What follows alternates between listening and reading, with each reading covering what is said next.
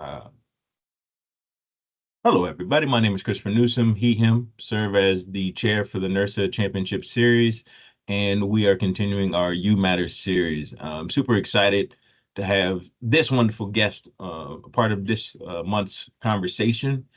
Along those lines, this will also be the final conversation that I have as my time as the chair has come to an end, but been very grateful to be a part of the Champ Series, to be a part of the wonderful work teams and contributing to the different events that NIRSA offers through the Champ Series. So with that, special guest, please introduce yourself.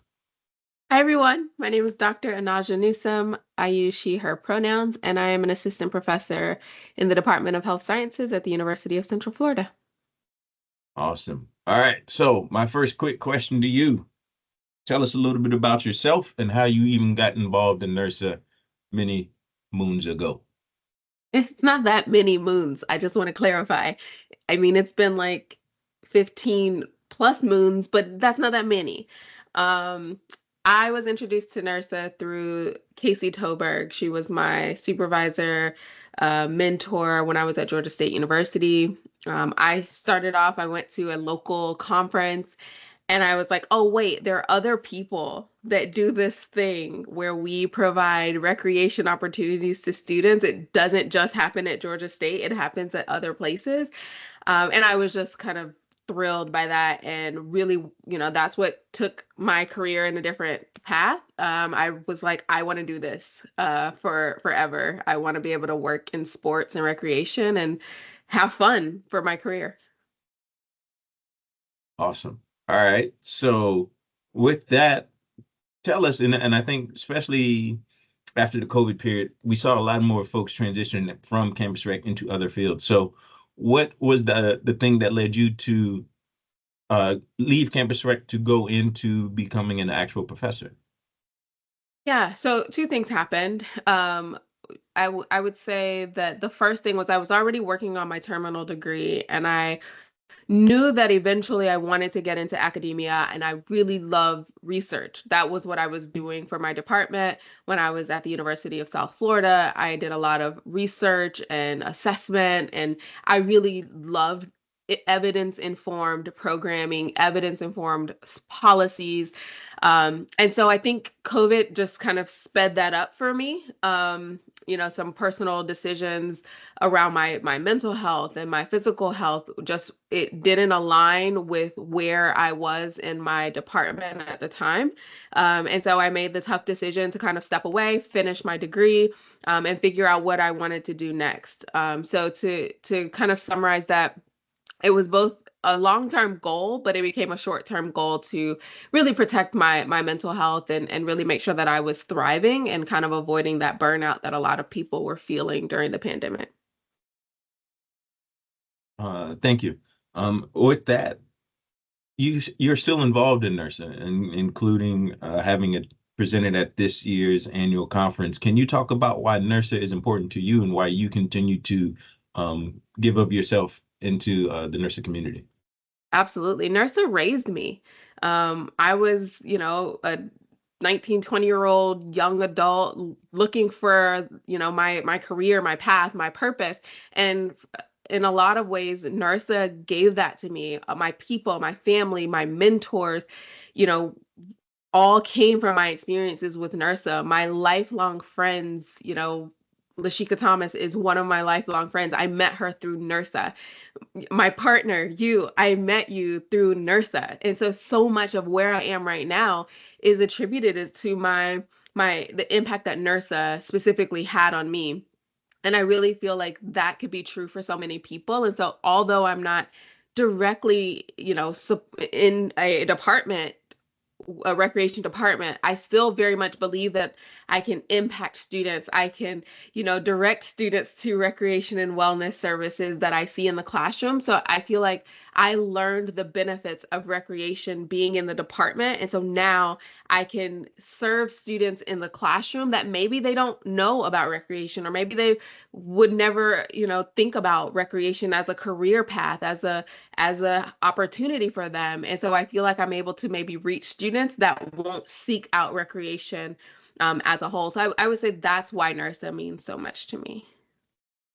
I want to continue on that path. You talked about that connection in integrating your students from your classroom into, hey, go check out the recreation center, go do this, go do that.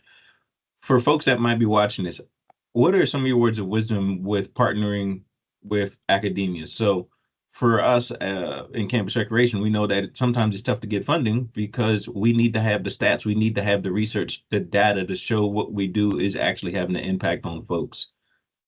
Academia, they already do that. So once again, question to you is, how do you see a partnership happening, and what is the words of wisdom to help folks that might not know how to do it, give them that leg up or that boost?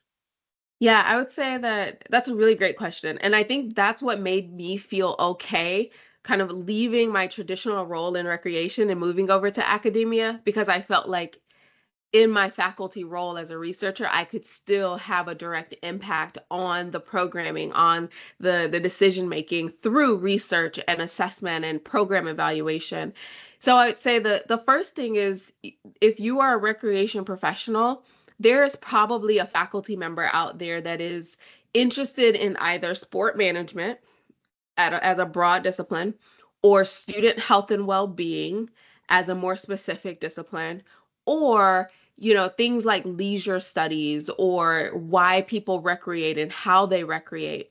And I would say look up on the directory and figure out where those faculty members are, and reach out to them with a question. What is your question? What do you want to know? A lot of times faculty members will do research and we're not really sure what it is that the specific department is struggling with. What are their outcomes? What do they want to like what impact do they want to show?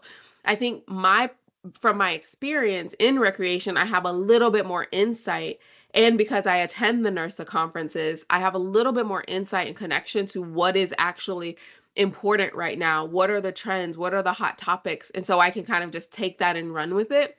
But if you don't have a faculty member that is attending those conferences, come to them with like, these are our 5-year goals. This is what we want to show impact with.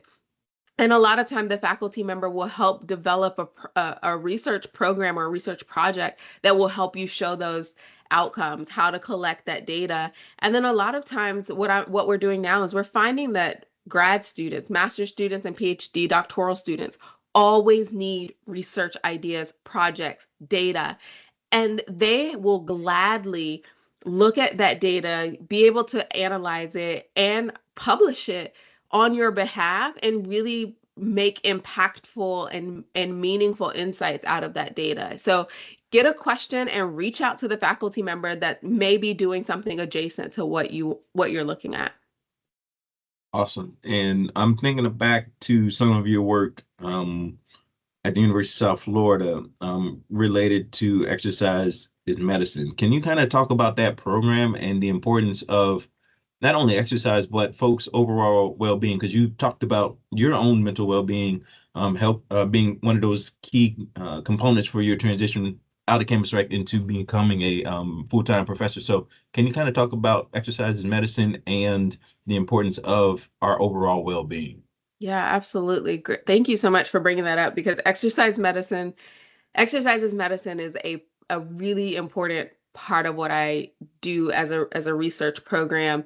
Um, I think for so long we looked at exercise and we positioned physical activity more broadly as a avenue for aesthetic, um, weight loss, changes in our body.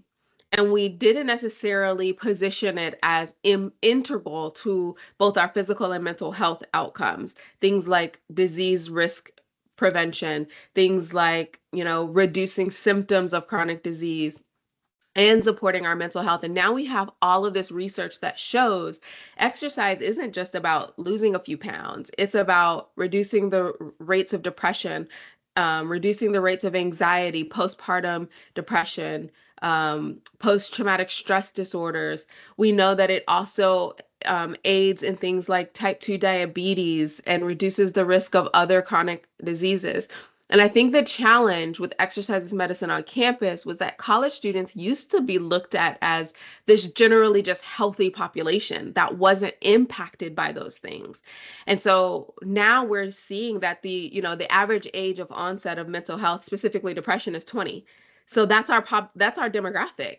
And so now it's becoming this really important piece of the puzzle for overall well-being, not just about losing weight or competing in sports. It's about the overall wellness of our students and them being able to establish those habits at this early age for improvement across the lifespan.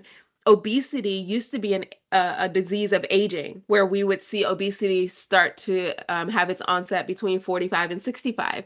Now we're seeing that number at 35. And so, even though that's not the traditional college age, those habits have to start earlier than that. And so, how can we help students manage chronic illness, chronic disease, weight management, mental health concerns? And exercise as a medicine is a part of that. And really, what it does is it says, let's partner with student health services. Those are the people that are seeing these students at the first symptoms of chronic disease, because a lot of them, their insurance is right there on campus, their healthcare providers are right there on campus, and so they're the ones seeing the student who has high blood pressure for the first time at age 22. They're the ones seeing the students that are reporting, signs and symptoms of depression at age 20. And so how can we refer those students to our recreation programs right there on campus? A lot of times that means walking across the sidewalk, right? And so the accessibility is there if we can improve the communication and the referral processes, which is the major barrier that we have right now. Wonderful. Thank you for all that. And I think for a lot of folks, depending on where your campus recreation center is, it might also be located next to your whether it's your counseling services, it might be wellness promotions within your building. I know for us at University of Central Florida, we have that type of connection where our wellness and health promotion services is on the ground level of our building. And so students that want to come in and have conversations about whether it's trying to get mental health assistance and getting connected with a counselor through CAPS, or if it's talking about nutritional health, things of that nature, couponing 101, all these different things are located right in the ground floor of our facility. And so I think mental health and wellness is, prior to COVID, I really think was one of those items people were afraid to talk about. But after COVID, so many people experienced mental health issues that it just became a prevalent conversation for everyone. And it wasn't just students, it was the faculty and staff that were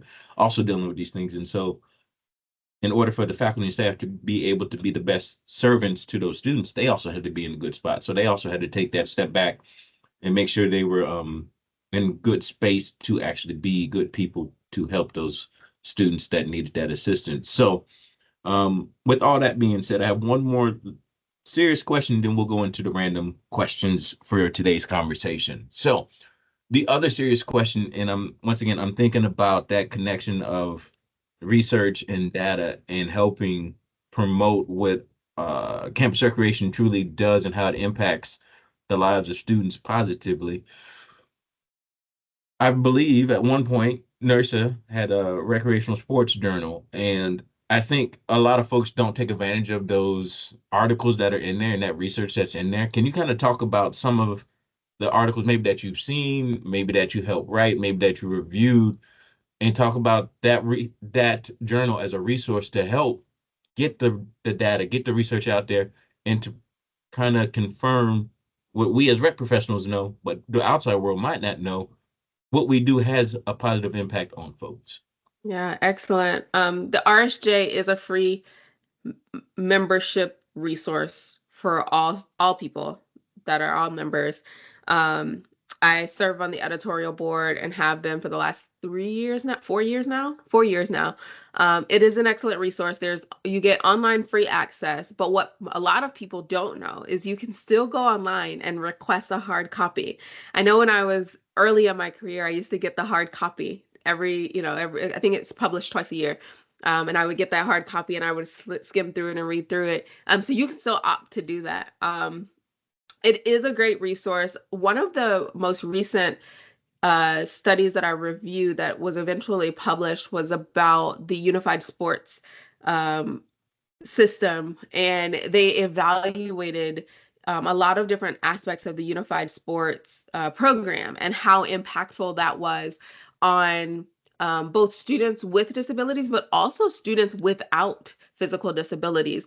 And I think that's one aspect of that paper that was really interesting to me, is that I know we always talk about the impact of students with disabilities participating in our sport programs, but what is the experience of students without disabilities? What are they learning? What are they experiencing? And how does that impact them as students, as future professionals, as citizens of this world? And it was really interesting because the more that students were exposed and had to work with their peers with physical disabilities, the more comfortable and confident they were advocating for students with disabilities, speaking up for them, befriending them, including them, and how they created inclusive access for students with disabilities in their own circles. And so I thought it was a very unique perspective on access and inclusion within sport and recreation. And that's what the RSJ does. It gives you these like aha insightful moments about, what are different universities or different program areas doing really well, and what are those impacts on the student. I would also say that the benefit of the RSJ is like when you're going up to upper level administration and you're asking for budget increases, or I guess in this atmosphere, we're just asking not to lose money. So when you're pitching your budget and you can cite data and you can cite peer-reviewed scientific research behind why you might be implementing this policy, or why you might be purchasing this equipment, or why you might be starting this program or implementing the staff training, I think that's so much more powerful than just saying, oh, some students on a survey said that they wanted it. And so that's why we're doing it, right? Like that's the anecdotal, that's the introduction. But if you can cite those peer-reviewed journals those peer-reviewed articles in the RSJ that is showing more of a generalized approach to, whatever it is you're asking for, I think that is so much more impactful and powerful when you're going to upper level administration and asking and requesting for these things. Awesome. Thank you. So once again, for those folks that did not realize, your nursing membership does more than just get you a discount at the annual conference. It gives you access to the Recreational Sports Journal. It gives you access to the NIRSA Digest, where you get those emails however often you want to receive them. And then, of course, different webinars and different things that NIRSA offers. But Dr. Newsome just mentioned something that's really awesome. So we're getting towards budget season. Hey, this might be the avenue for you to go get that research to help you strengthen your case for whatever those items are that you need to be a part of. And I really love you talking about the unified part, because that is clearly something that's near and dear to my heart. And I have enjoyed working with Special Olympics throughout my time within campus recreation. And so I'm glad that NIRSA partners with Special Olympics North America and does so many great things. And unified sports are a part of our champ series within flag football and basketball. And we're trying to figure out how we can do even more with Special Olympics. So with that, we will pivot to our fun random questions. Answer them if you want or not. I give that to everyone that I had the opportunity to talk with. So my first random question: how excited were you to present at NIRSA with me and your child, Riley? And before you answer, shout out to Myron Washington White. Appreciate you giving us the opportunity to be on said panel. I know, Myron, you were nervous about putting me on it, but there was no question about how great the performance of Dr. Newsome would be. So, Dr. Newsome, your answer to the question. I've been trying to get you to present with me for 10 years now. And so I was thrilled that someone else kind of cornered you into having to present. You sat on the opposite end of the platform, but that's neither here nor there. But I was a little nervous because our little one is a bit of a wildflower, Sour Patch Kid. But it was good. I enjoyed it. Our child is perfect. Don't do that. All right. So with that, my next question: You used to be in campus rec, and most of the folks that I interview have played a sport at some point in their life. What sport were you the best at as a youth? Oh, as a youth, kickball. I was so good at kickball. Not what you were expecting me to say, huh? But I was really good at kickball. I What was made you fast too. what made you good at kickball? Because I was very powerful as a kicker. I could kick the ball, and I was fast. I was down that line.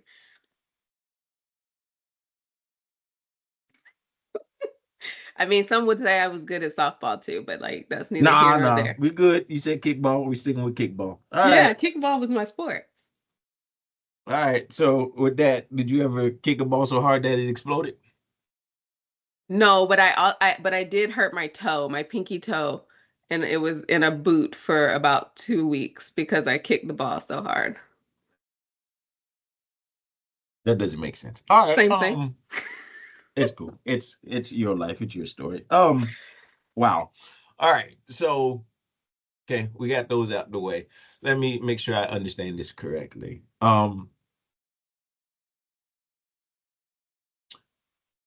When you have an option, would you prefer to attend a New Orleans Saints regular season football game where they played the Atlanta Falcons, or would you prefer to go to a regular season basketball game where the Golden State Warriors are playing the Los Angeles Lakers?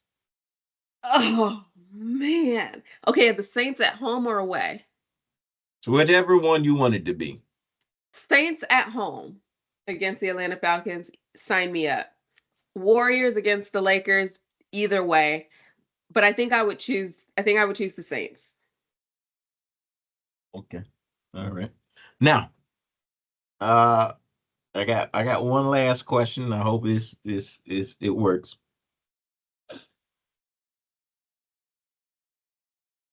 You are a very strong person.